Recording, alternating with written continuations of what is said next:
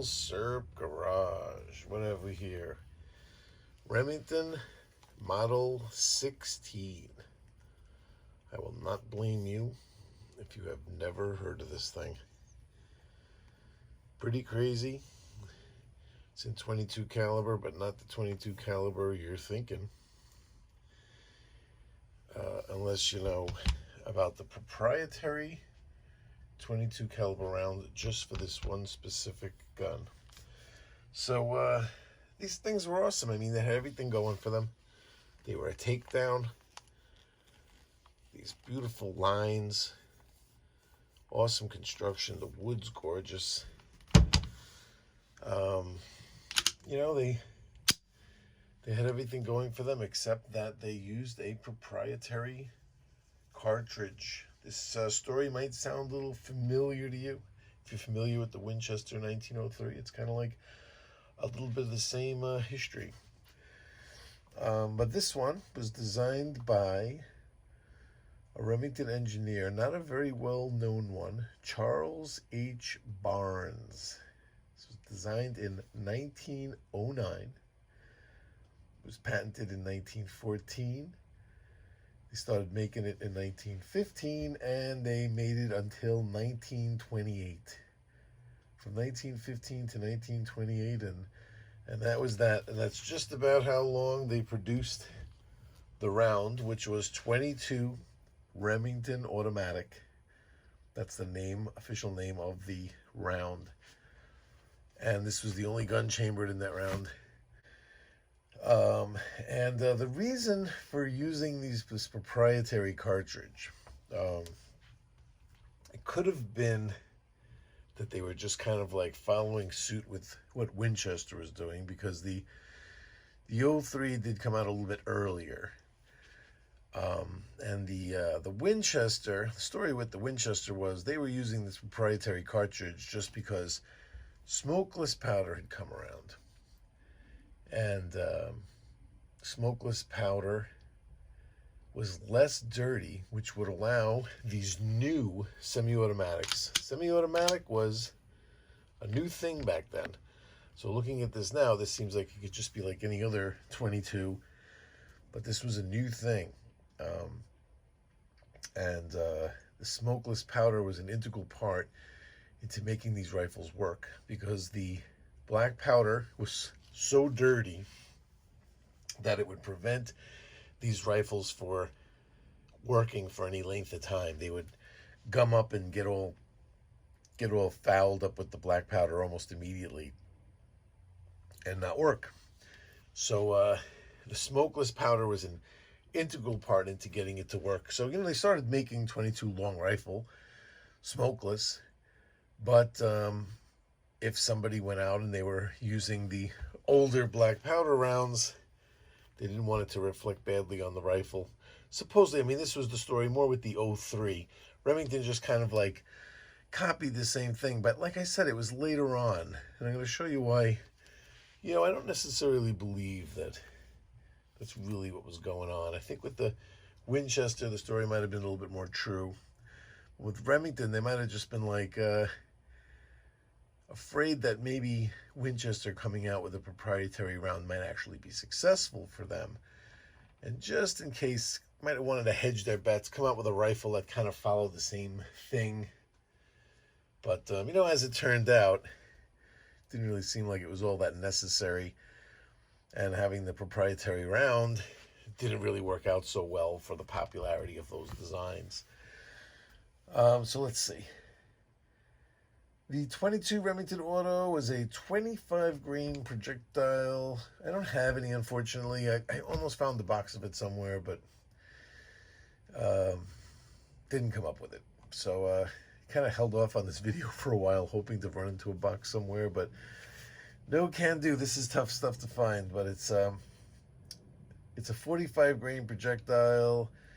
The velocity is 950 feet per second. It's similar to Winchester's proprietary round, and because they both had shorter cases than 22 long rifle, and and they were wider. The case was wider, so you would say, okay, listen, if they wanted to try to stop you from using any of the older 22 long rifle, let's say, in these, why would they make the bullet larger? Because if they made the bullet larger, if they made the 22 Remington Auto larger, you'd still be able to fit 22 in here. They weren't so much worried about you fitting the 22 in here, because I don't think it would work. I guess it would rupture the cases. Or that wasn't their main concern.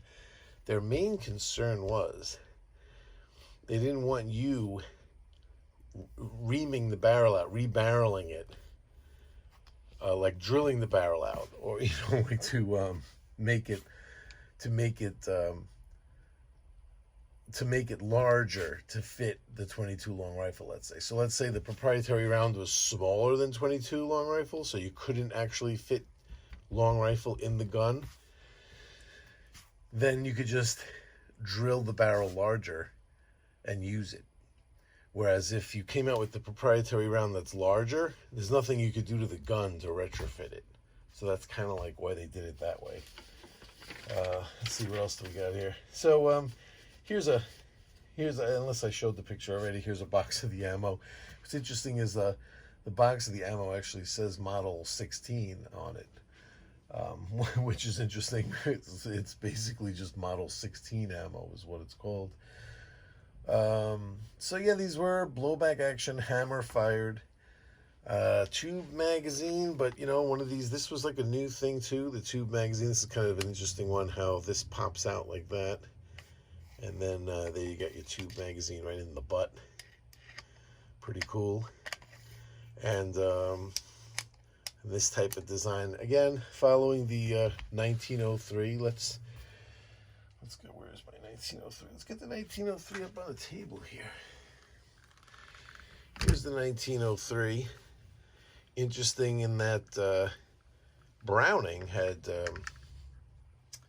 patented the bolt handle on Winchester, so they had to go with this plunger type thing back here to operate the action. Interestingly enough, I don't know if you guys know, if you actually turn that plunger, you can lock the bolt open. A lot of people don't know that with the 03. But yeah, it's very similar looking. The magazine tube in the butt here with this twist and release kind of thing going on here. With the Winchester loading here on the side, and the Remington having a loading port here on the bottom. But even the receivers, very similar shape, size. Interesting. So here's the, I have some of the 22 Winchester automatic ammo. And dimensionally, it's very similar to the Remington Auto ammo. And you'll notice the bullets are not heeled bullets. So heeled, what does that mean? I'll throw up some photos here. Here's a photo of, I think right along the bottom here, we got Winchester Auto, 22 long rifle, and the Remington Auto here, all in the same photo. You'll notice that the 22 long rifle, I think that's the one all the way on the left, the bullet is as wide as the cartridge case. That's called a heeled bullet. And it's greased or lubricated on the outside of the bullet. And the Winchester Auto and the Remington Auto are non-heeled bullets, so the bullet is smaller than the cartridge case, which is the case for most modern centerfire ammunition. And then the lubrication, I think they call it inside lubricated, because the lubrication would actually be on the part of the bullet that goes inside the case, and that's what would get imparted onto the barrel or into the rifling.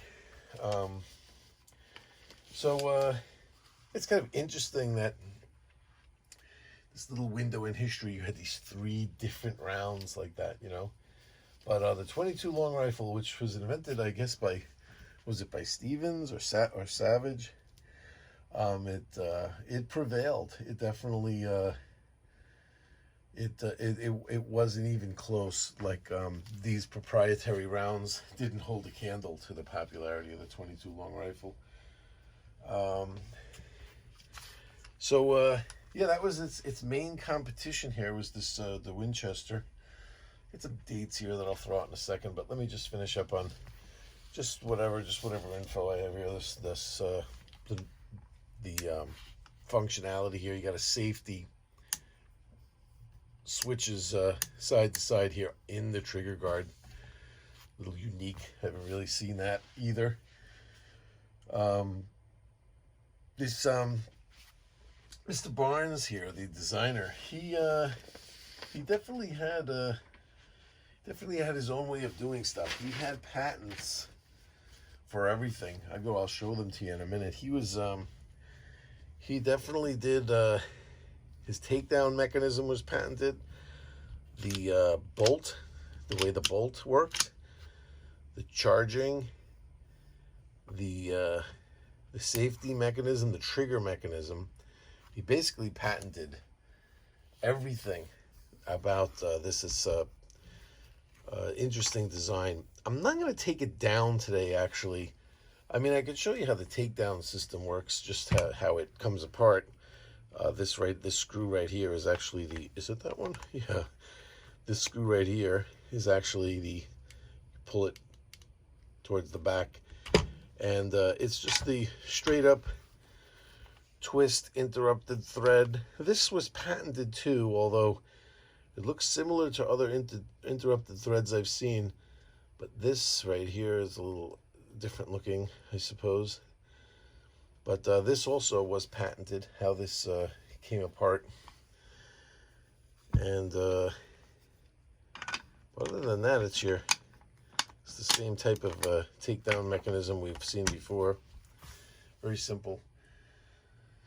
But was also patented. But I'm not going to go inside the gun right now. I have this right here that's like kind of sort of like a breakdown on how to take it apart, but it's a designer that I don't know. It's a gun that I'm not familiar with, and just not really comfortable right now to start doing it on camera. I think I might sit and practice on my own, or get up the courage to take it apart. See, the thing with this is there's no information on this gun. So if springs fly and stuff falls out and I'm not sure where stuff goes, it's not like I could use somebody's helpful YouTube video. Trust me, I use YouTube too. Just, like you're watching me, I'm out there watching stuff too and learning to be able to do this stuff. And there's no info on this gun as far as, taking it apart and putting it back together.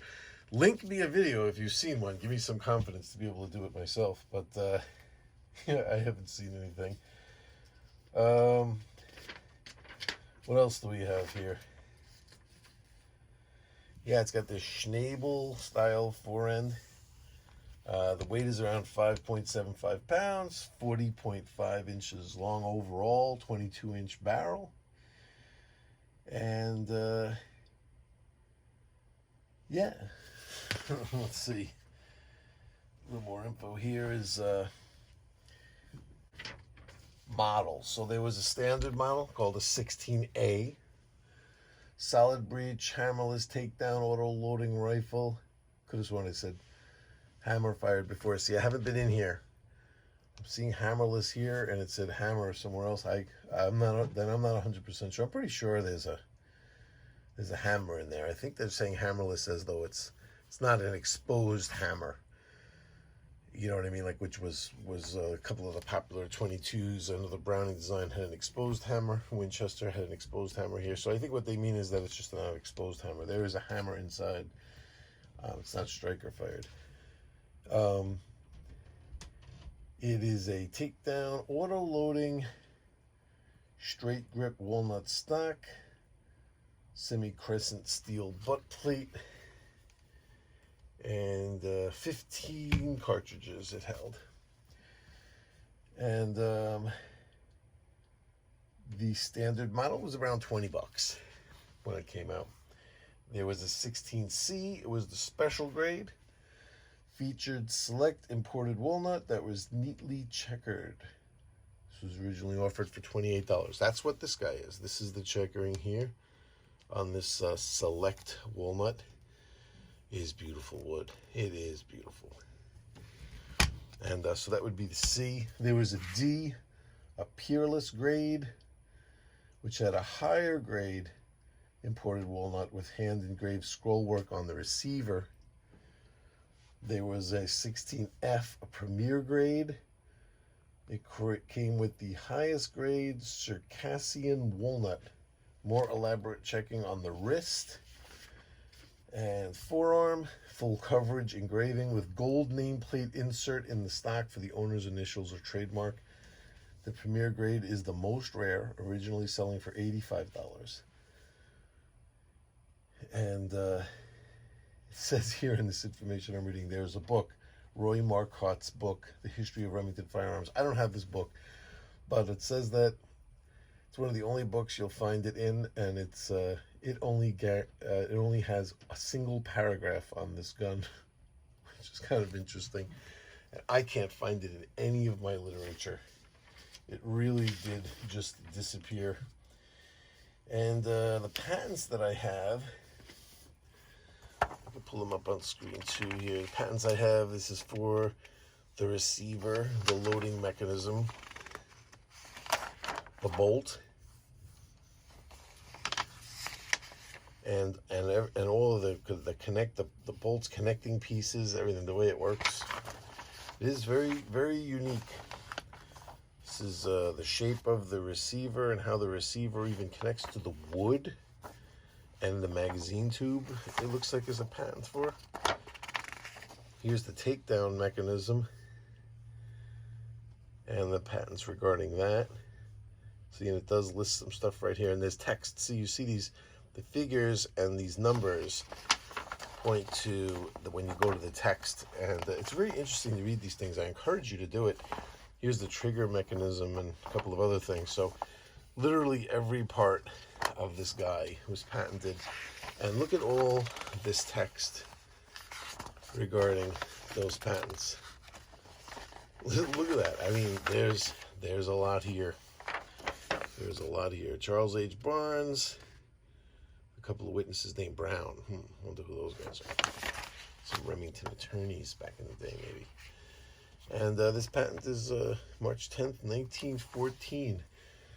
So here's another little interesting tidbit of why I'm thinking Remington's issues might not have had so much to do with this black powder angle as it did to competing with Winchester. Being a little afraid that Winchester's proprietary cartridge might actually catch on and that they didn't want to get left behind is this guy. This is a Browning design. So T.C. Johnson was the Winchester 1903. Charles H. Barnes over here with the 16. I'm going to give you timelines on these. Here's a Browning design. You know John Browning had to get in here somewhere, right?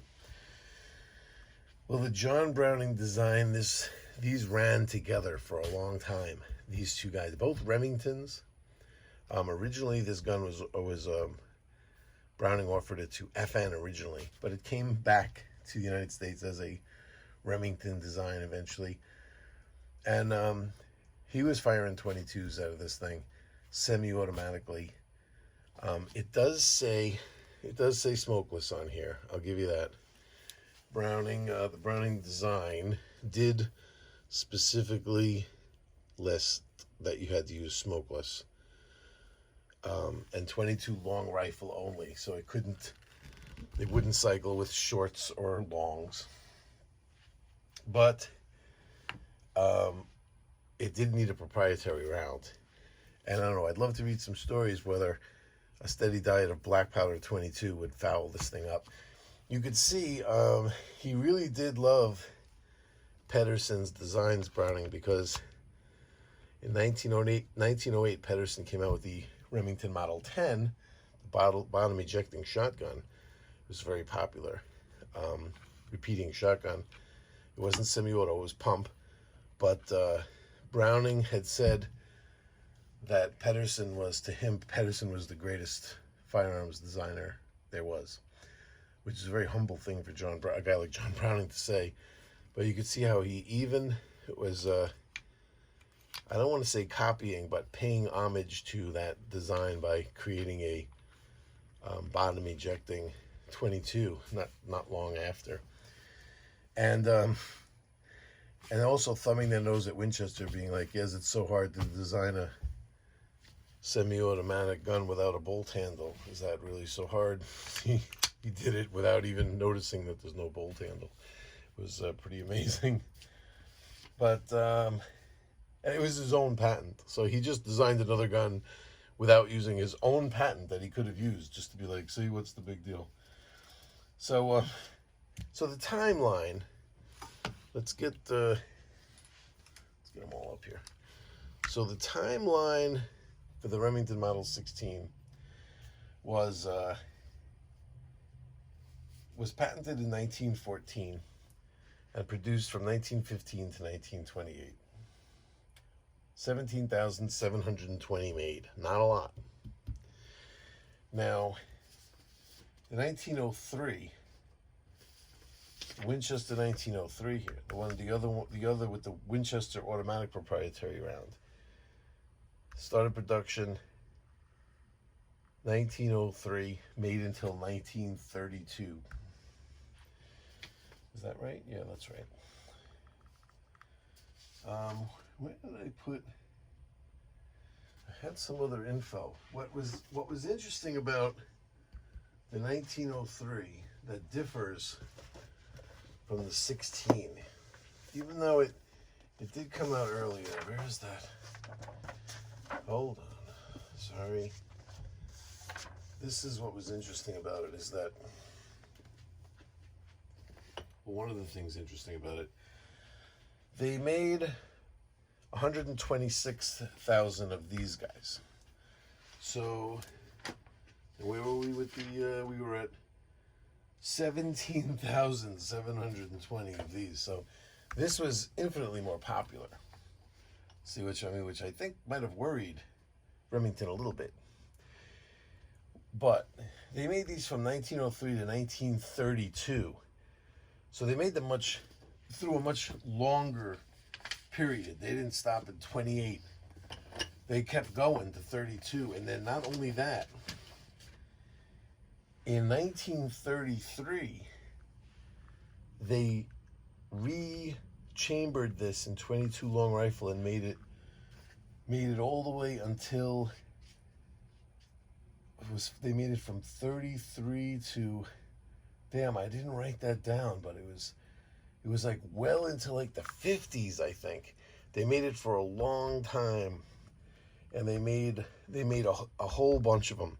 So they didn't just abandon this. Like, when they didn't have to worry about the black powder aspect of it anymore, they re-barreled this. They re-chambered this in 22 long rifle and just kept going with it, with this design. Whereas Remington did not. Remington, when they were done with this thing, and they were done with this thing in 1928, just clipped it right out of the catalog, and it was gone. It just disappeared. That's why the 1903, the Winchester 1903, has more of a following. It's more well known because it's just like, oh yeah, it's that older Model 63 that's chambered in that proprietary round, but there's still plenty out there in 22 long rifle. Not with this guy. It was the only thing it was ever chambered in, was this proprietary round. So that's why, with 17,720 of them made, they're really hard to come by, you know. And just in case I forget, I picked this up because I got a really great deal on it, and I only paid a couple of $100 for it. So whoever was selling it kind of like might not have even known the history of what they had, or it just wasn't selling, and I think they just kept dropping the price because, you know, no one knows what the hell it is. And with that proprietary round, you know, it kind of, it's the only downside to me is I love to shoot everything that I have. And then just to throw the info in for this guy, for the Model 24, they did something similar with this also. It was made from 1922 to 1935. John Browning designed. He invented it in 1913, patented it in 1916. They started making it in 1922. They made it all the way to 1935. Then in 1936, it changed to the Model 241, and they made that all the way until 1951. As a matter of fact, when this did change over to the 241, Charles H. Barnes was involved in he had a patent for a stamped steel receiver to make this gun cheaper, the Model 24, and it never really panned out. Remington never really went down that avenue, but he has some interesting patents, this Charles H. Barnes. When I was researching his patents, I pulled this up. I found patents for like other stuff, for other gun design stuff, and for a garbage truck, which looks very similar. It's like a 1970 patent. I don't know, was he still alive? I don't know. It's really hard to like research this kind of stuff. There's really not much on this guy, you know what I mean? But looks like it's the same Charles H. Barnes, patenting garbage trucks and other stuff. There's other patents from him too. Look like a pretty prolific design and engineer. So what else? What do we have left? I could just tell you. Another quick timeline synopsis. The Model 24 here, made from 22 to 35. This is a 1930. This one's like right mid production. And they did switch the model number over and go all the way to 1951 with this. So this was prolific. It was around. It was in 22 long rifle. Never had a proprietary round. Browning design, very successful. The 1903, down here, it's hiding down here. The 03 was, so I keep all these numbers straight, was made from 03 to 32. And then, like I said, then in 32 became the Model 62 and made that all the way up into the 50s, I'm pretty sure. This one is the older one from the proprietary chambered one from 03 to 32, and this is the 1911. And the Remington, the Remington Model 16, made from 1915 to 1928. That was it, and this is a 1922. This one is vintage 1922. So listen, I'm looking for ammo. If I find some ammo, see, I did find some of this stuff. Now, the Winchester Auto, the ammo was produced more modern. It was like a old Western Scrounger brand or something that everybody had always talked about that you could find. I used some of that. I tried it, and I thought this gun wasn't working. I thought it was all screwed up. I thought it had chamber problems. I thought it had issues. The issue was that old Western Scrounger ammo wasn't working so great. That's what it was. It just wasn't really. I mean, if they're gonna like come out with this whole new run of 22 Winchester Automatic, at least get some stuff that works. It just didn't work. And I just bit the bullet, literally. I literally bit the bullet. I went and took out some of my old stuff like this. I had a few different boxes. So this one I never touched. This one is all pretty much intact. But this stuff, this older stuff, it worked. And I was at the range. I went through a whole box of it. I felt terrible using it. I really did. But I went through a whole box of it because I'm just like, wow, what a shooter. It shot great. I loved it. I was so glad that it wasn't hanging up and it wasn't messed up and it actually works. And it was great. I had a great time. And I'd probably do the same thing. If I found just 2 boxes of the ammo for the Remington Model 16, I go out there with my camera. I have a fun day to document for you to see one of these things shoot. Because, I don't know, is there a shooting video? Are there any videos on this thing on YouTube? I don't know. I might be cornering the market here for Model 16 videos. But it'd be cool if there was somebody out there actually shooting one. But I will do it if I get some of this ammo, I promise you. I'll get out there and I will put some rounds through it. And that's the story. Remington Model 16. Yeah, look at the wood on this thing, huh? Oof. It is beautiful. It is. Interesting design. It looks like different. There's definitely some, I could see it, an ejector doing something weird in there. I have to get some light in there, and really, we'll poke around. One of these days, I'm going to get inside this thing, and we're going to check it out. If we can't shoot it, we got to take it apart. We got to get in there and look around, right? Look at the crown. Crown is nice. It's good. It's ready to go. It's just, unfortunately, the ammo is unobtainium. But I'm going to find some. I'm going to find some. That's it. I'll do it. That's what I'll do a video. I'll do a video when I got a box of ammo. You could shoot it, and we'll take it apart, and we'll see what Charles H. Barnes was doing in here that T.C. Johnson, John Browning, you know, were not doing. And see what